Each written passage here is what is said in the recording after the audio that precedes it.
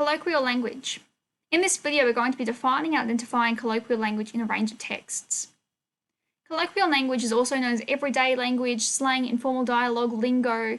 There's heaps of words that it can be described as, but a new form of it is coming out as well through the use of likes, hashtags, emojis, and symbols which communicate different meanings.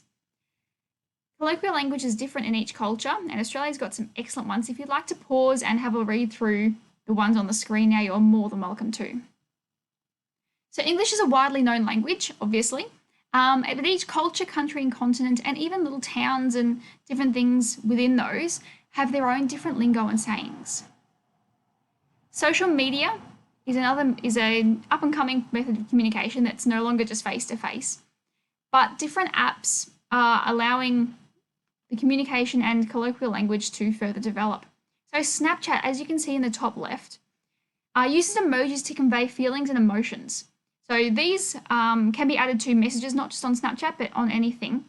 But they work to reduce the miscommunication that can happen just from normal text.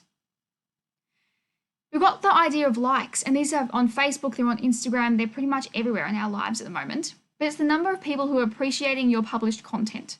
And that's communicating that appreciation that doesn't have to be verbally stated.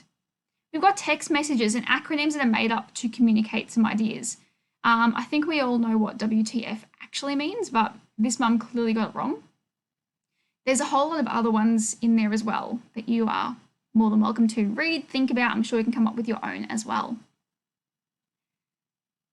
We've also got, likes, as I stated, but this symbol is now becoming an idea of symbolism rather than just colloquial language. It is becoming more and more popular and seen around the world every day. Hashtags as well are used to communicate and connect people with like-minded ideas.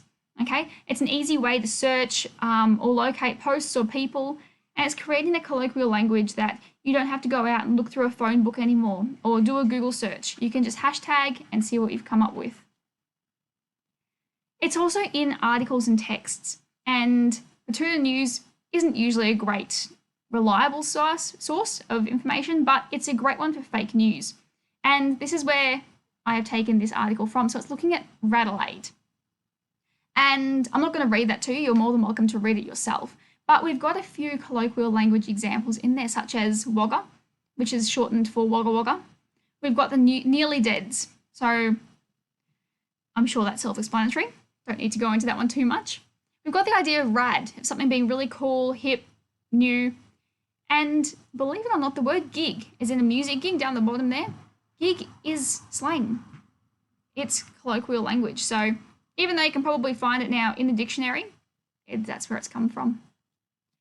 So I hope that you've learned that colloquial language is any form of everyday language that we use, and that it can come in a whole range of forms, from words, emojis, hashtags, lights, and anything else that comes your way with that.